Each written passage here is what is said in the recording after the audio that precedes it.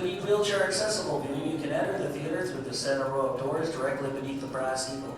Upon entering the theater, please watch your steps as there are stairs and ramps inside.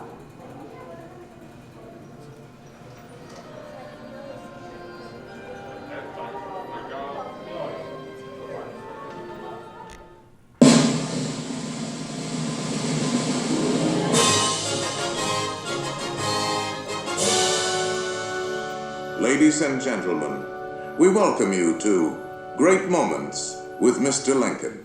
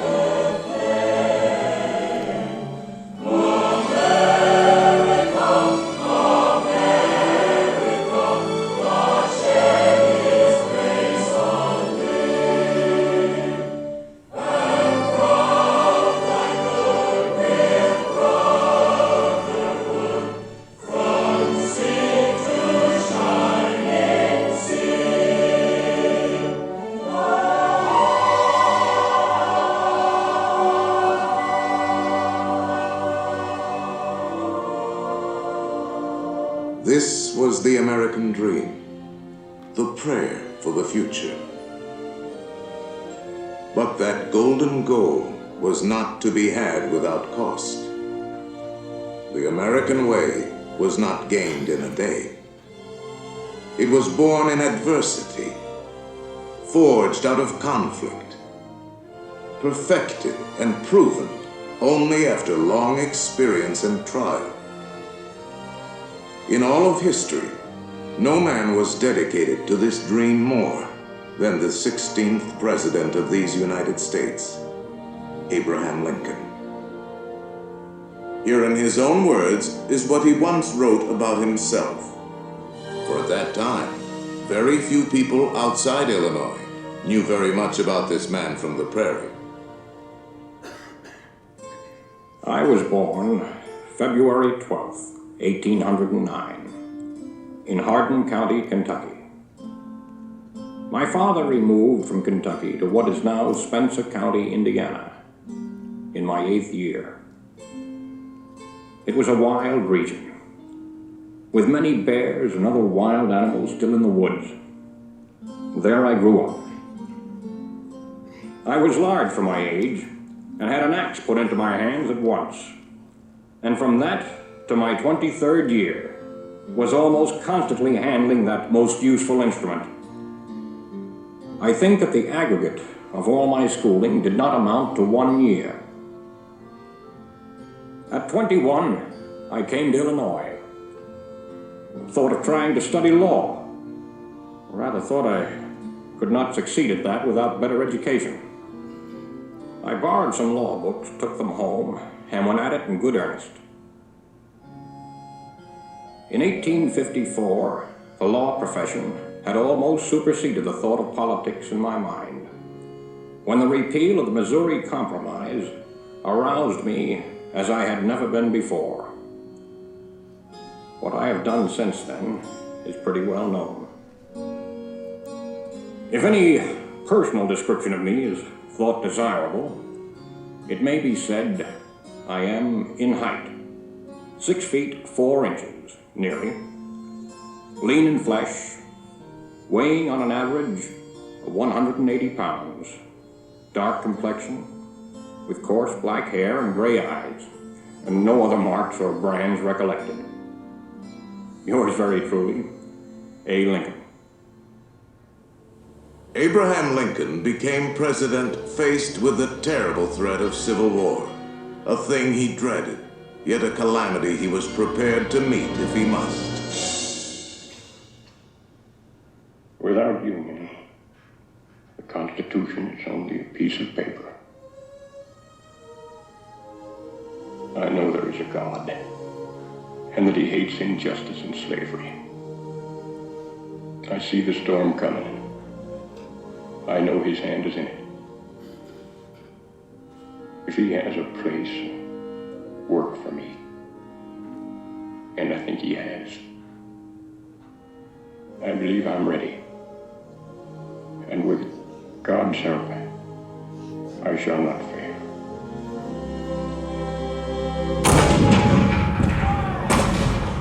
April 12, 1861, Fort Sumter. The cannons spoke for war. Civil war, violent, devastating.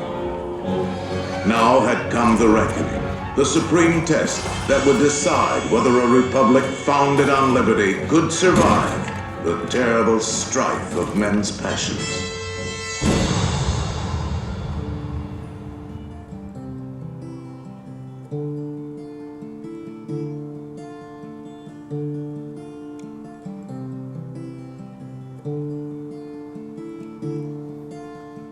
Two brothers on their way, two brothers on their way, two brothers on their way. One wore blue and one wore gray. One wore blue and one wore gray as they marched along their way. The fife and drum began to play, all on a beautiful morning.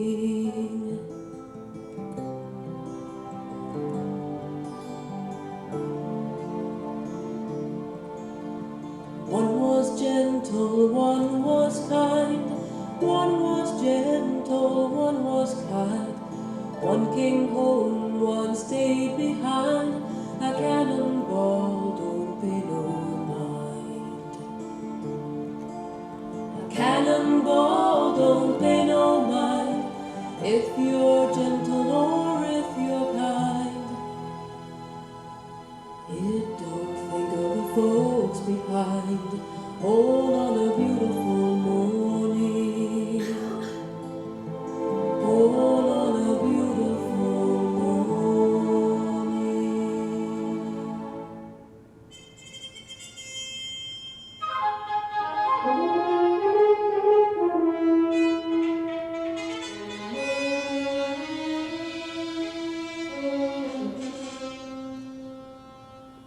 Fourscore and 7 years ago, our fathers brought forth on this continent a new nation, conceived in liberty and dedicated to the proposition that all men are created equal. Now we are engaged in a great civil war, testing whether that nation, or any nation so conceived and so dedicated, can long endure. 10 brief sentences. So simple, so direct. Abraham Lincoln had not expected his words to live beyond their temporary moment. But time and history would dictate otherwise. And so today, his Gettysburg Address is immortal, a rich and treasured part of our country's heritage.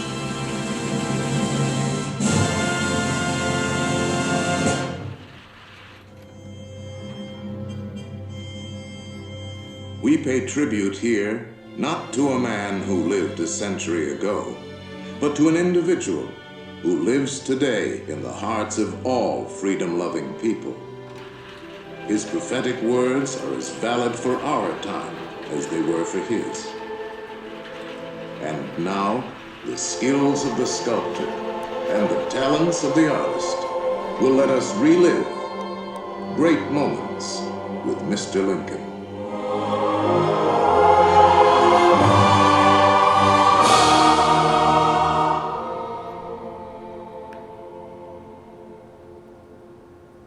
The world has never had a good definition of the word liberty. And the American people just now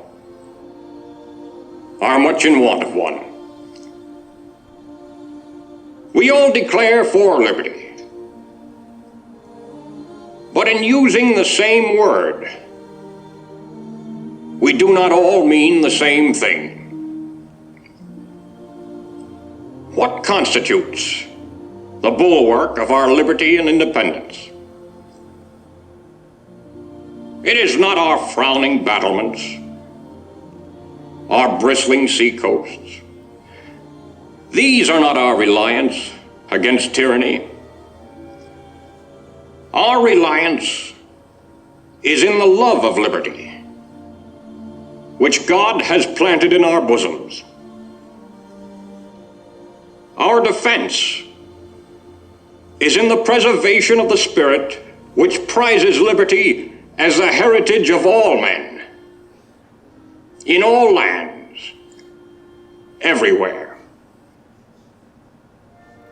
Destroy this spirit, and you have planted the seeds of despotism around your own doors.